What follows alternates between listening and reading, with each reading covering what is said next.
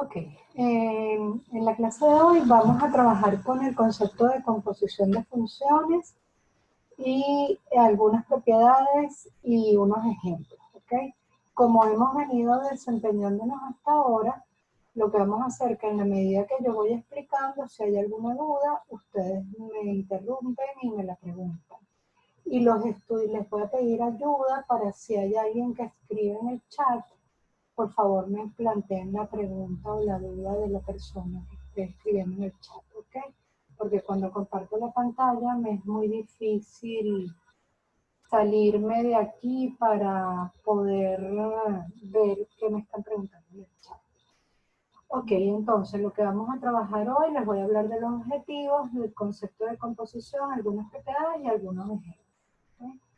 ¿Cuál es el objetivo de este encuentro de hoy? Explicar por medio de ejemplos aspectos claves del concepto y de las propiedades de la composición de funciones. ¿Sí? Entonces, lo primero que vamos a ver de composición de funciones es definición y unas propiedades básicas.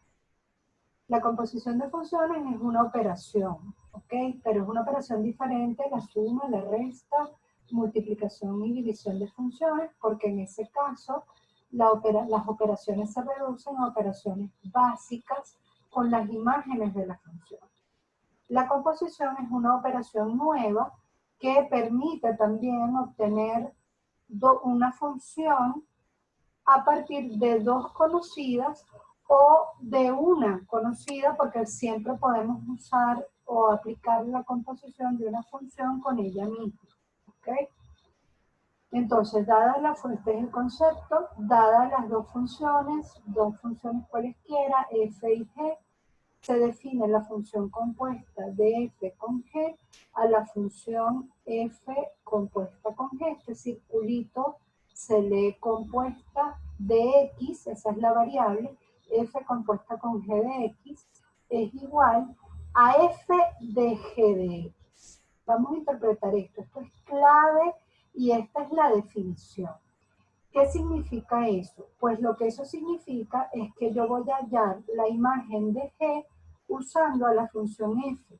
En otras palabras, en la ecuación de f, donde esté x, yo la voy a sustituir por g.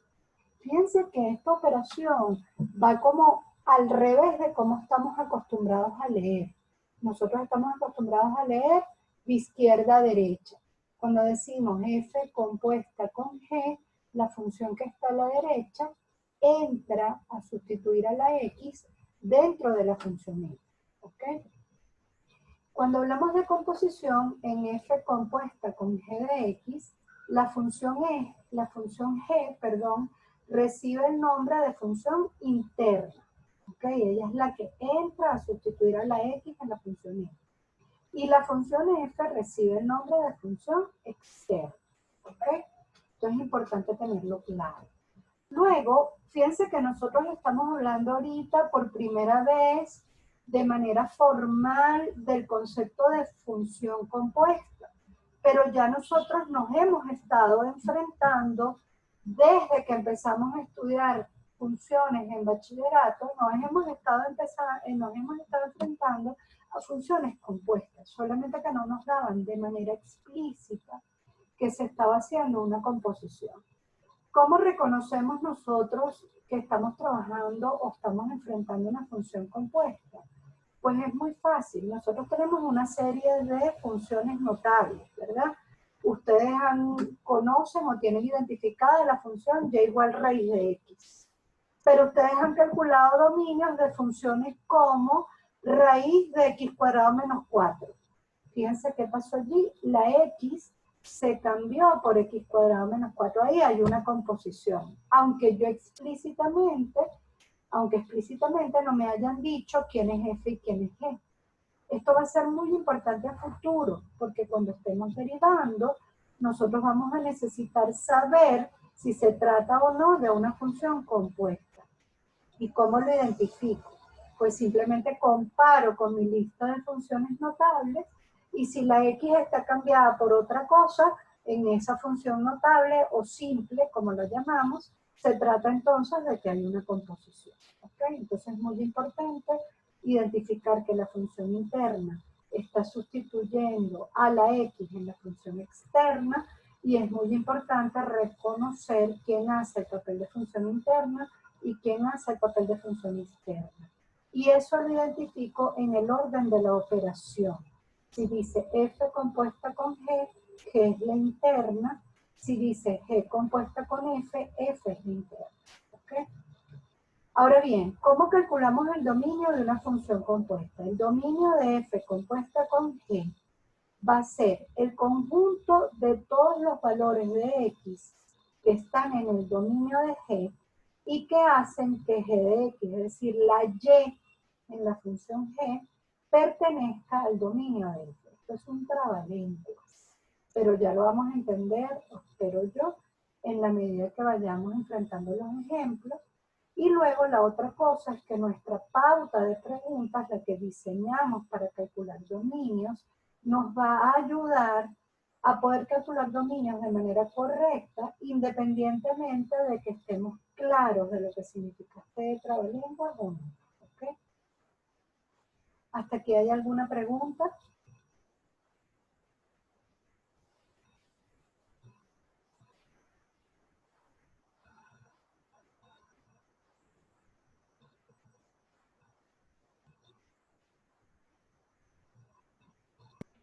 No, profe, de momento nada. Entonces vamos con composición de funciones, seguimos con la definición y algunas propiedades básicas. ¿Ok? Entonces hemos dicho la función compuesta, F compuesta con G, significa que la G entra a sustituir a la X en la función F. ¿Ok? Ahora fíjense, con esa definición, pues, ¿qué es lo que ocurre? Que lo natural que entendamos es que la composición no es una función conmutativa. Es decir, componer F con G es diferente a componer G con F. ¿Ok?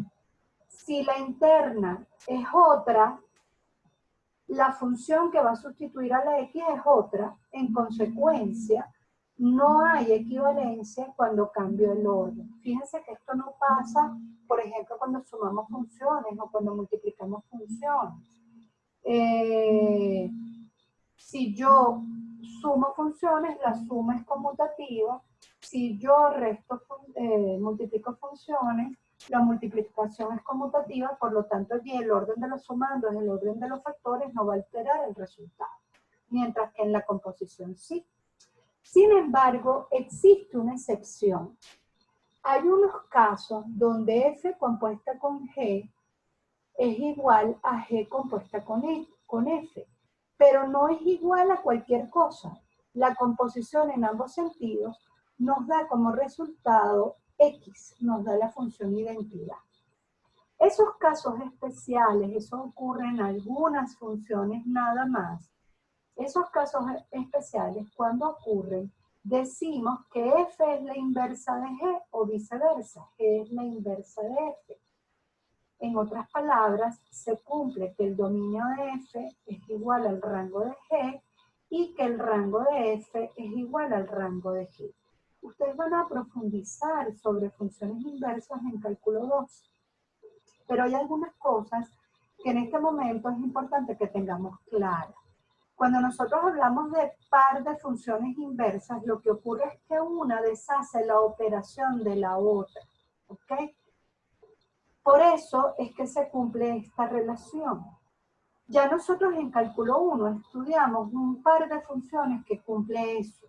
Vamos a ver, por ejemplo, si yo estoy analizando F compuesta con G, que me da lo mismo que G compuesta con F, que me da X, yo digo F es la inversa de G y se cumple que el dominio de la primera es el rango de la segunda, que el rango de la primera es el dominio de la segunda.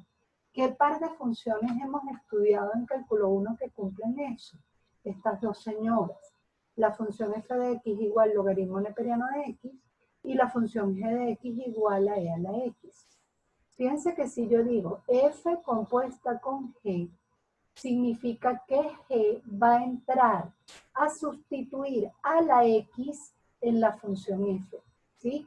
Es decir, esta señora que está aquí, e a la x, entra a sustituir a la x en el logaritmo neperiano. Eso lo expresamos así, neperiano de e a la x.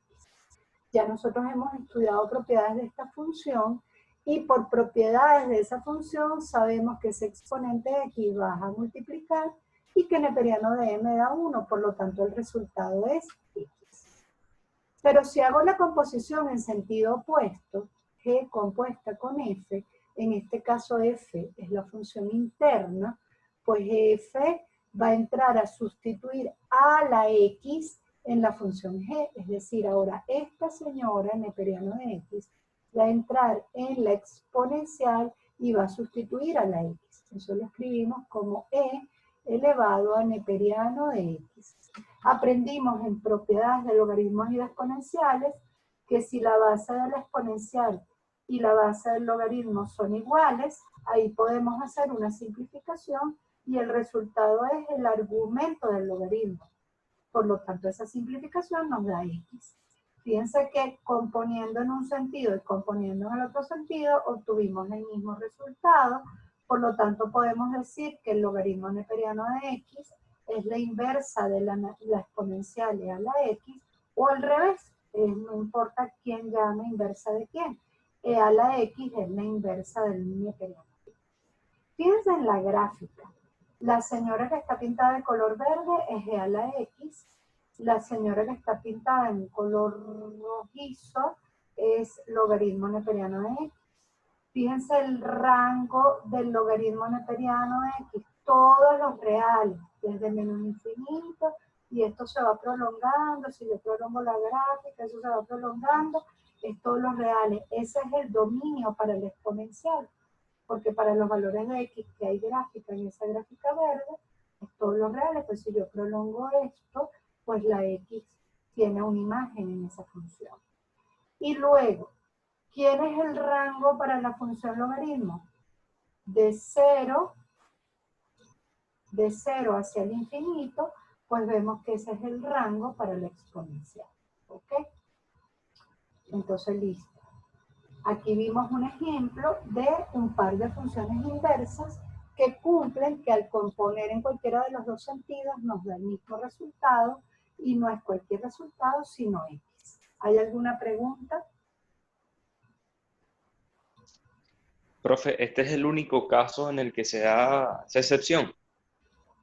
Tú vas a ir estudiando pares de funciones inversas. Por ejemplo, otra función que lo cumple, y igual a x cubo y y igual raíz cúbica de x. Ahí tienes un par de funciones inversas. Cuando tú compones en los dos sentidos, hay una simplificación y la simplificación te da x. Otro par de funciones inversas, las trigonométricas con las inversas trigonométricas, que la vas a estudiar en cálculo 2. ¿Sí? Por ejemplo, x cuadrado con raíz de x. O sea, vas a ir viendo que hay pares de funciones inversas en las que eso se cumple. ¿Cómo uno identifica que son un par de funciones inversas? Porque es como que una deshace lo que hace la otra. ¿Ok? Fíjate que eso es muy común en matemáticas. ¿Qué operación deshace la suma, la resta? ¿Qué operación deshace el producto, la división? Entonces siempre hay como pares de operaciones que una deshace lo que hace la otra. Eso también se da en funciones. En funciones lo llamamos funciones inversas. Hay muchas más propiedades. Fíjense la simetría de las dos gráficas. Si yo pudiera doblar esta gráfica con respecto a y igual a x, la gráfica rojita se va a sobreponer sobre la gráfica verde. Esa es otra característica. Dos funciones que son un par inverso entre sí cumplen que su gráfica es simétrica con respecto a y igual a x. Eso es consecuencia de esto, que el dominio de una es el rango de la otra y viceversa. ¿Okay? Ustedes van a profundizar esto en cálculo 2, lo que se refiere a funciones inversas. Pero me interesaba mucho que no perdieran de vista esta simplificación. Neperiano de e a la x me da x, e elevado a neperiano de x me da x. Se cumple para cualquier logaritmo y cualquier exponencial que tengan la misma base. ¿Ok? ¿Hay alguna otra pregunta? Gracias.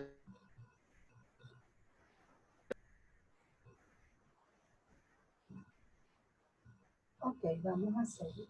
Vamos a ver entonces un par de ejemplos que nos van a permitir entender eso de que la composición no es conmutativa. ¿Ok? Entonces no quito la definición porque no quiero que pierdan de vista qué significa componer. F compuesta con G. G entra a sustituir a la X en la función F. ¿Qué quiero resaltar en este ejemplo que vamos a ver ahorita? Quiero resaltar que la operación composición no es una operación conmutativa. Es decir, F compuesta con G me da diferente de G compuesta con F. Vamos a ver un ejemplo. Tengo dos funciones, la función f x cuadrado menos 2 sobre x cuadrado menos 4 y la función g que es raíz de x. ¿Ok? Voy a plantear la primera composición, f compuesta con g de x, significa que g va a entrar a sustituir a x en la función f. G entra a sustituir a la x. Por lo tanto, cuando yo digo g entra a sustituir a la x, es que la reemplaza y van a aplicársele a la función g todas las operaciones que se le están aplicando a la x en la función f. Cuando expresamos eso, pues vemos donde tengo x va a quedar raíz de x. ¿Y qué le debo hacer a esa raíz de x? Lo mismo que aquí le están haciendo a la x, es decir, elevarla al cuadrado. Pero además eso está restado de 2, entonces queda menos 2. En el denominador, raíz de x sustituye a la x, lo mismo, queda elevada al cuadrado, está restada de 4. Aquí hay una simplificación y eso me da x menos 2 sobre x menos 4, pero debemos tener mucho cuidado, porque esta simplificación de aquí para acá tiene una condición. ¿Y cuál es esa condición? La condición es que g de x tiene que existir. Si g de x no existe, pues yo no tengo ninguna operación que realizar. Miren, la composición de funciones está en todos los ámbitos de nuestra vida. Por ejemplo, la secuencia en la que lavamos ropa en nuestra casa. Eso es un ejemplo de composición de funciones. Si yo no tengo ropa sucia, no tengo nada que lavar. ¿Ok? Si no hay ropa sucia, si no hay f de x, pues ¿qué le voy a dar a f de x? No hay nada.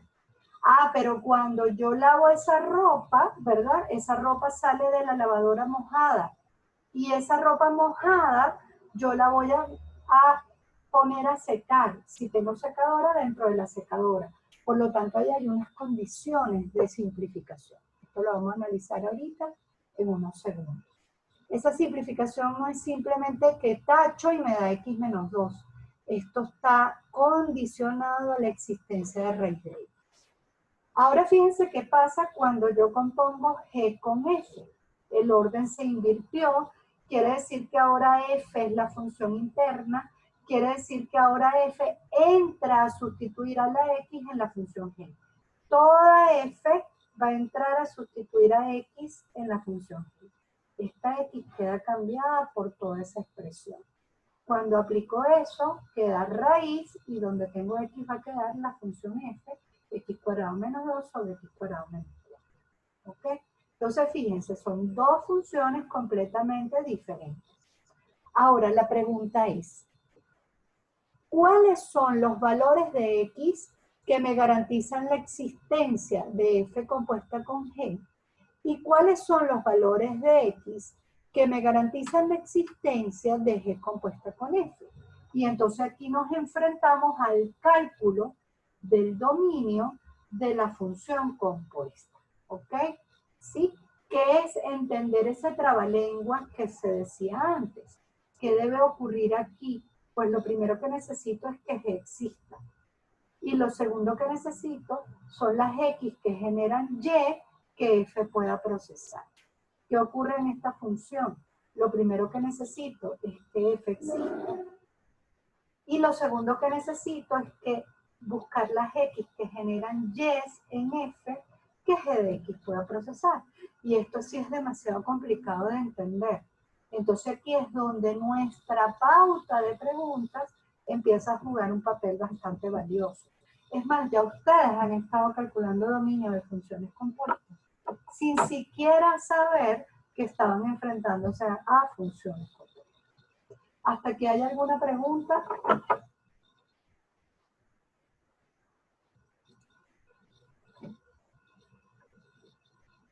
Profe, ¿a qué se refería exactamente con que debe existir?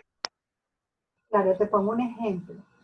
Si x vale menos 8, raíz de menos 8 no existe en el conjunto de los números reales. Menos 8 no está en el dominio de la función g. Por lo tanto, menos 8 no puede ser un valor en el dominio de x menos 2 sobre x menos 4 porque ella vino de esta composición. ¿Ok? Ahora, si Pero, perdón, ahora, si yo te digo, si tú no sabes, déjame terminar la idea y te doy la palabra. Si tú no sí, sabes tranquila, no se preocupe. que ella viene de esa composición, sino que solamente yo te digo, calcula este dominio, y te digo, calcula el dominio de y igual a x menos 2 sobre y igual a x menos 4, tu única condición va a ser que x menos 4 sea diferente de 0. ¿Sí? Pero como ella viene de esta composición, entonces, como ella viene de esta composición, entonces tu dominio no es solamente que x menos 4 sea diferente de 0. Tu dominio es que x menos 4 sea diferente de 0 y que x sea mayor o igual que 0, porque si no, g no existe. Y si g no existe, ¿qué entra aquí adentro? Nada. Si yo no tengo ropa sucia, ¿qué voy a meter en la lavadora? ¿Sí? Vamos a pararlo aquí y vamos a abrir la siguiente sesión para que no se nos corte la explicación, ¿sí? Ok, profe, rapidito. Se va a cortar, Si se va a fuese... cortar. Hazme la pregunta bueno, chévere, al chévere. abrirlo. Seguro. Vamos a la siguiente sesión.